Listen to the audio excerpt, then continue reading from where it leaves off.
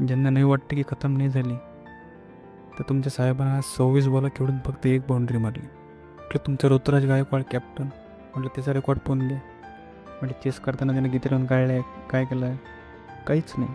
CSKला एकटा तर म्हटलं त्याचा खेळण्याचा अंदाज बदलावा लागेल, एक तर त्यांची पुरी टीम बदलावं लागेल, त्याशिवाय CSKचा आता काही खरं नाही. चला तर मित्रांनो, मी येतो अशाच एका जय नवीन हिंद. मॅचचा रिव्ह्यू घेऊन. तोपर्यंत चॅनलला लाईक करा, सबस्क्राईब करा. जय हिंद.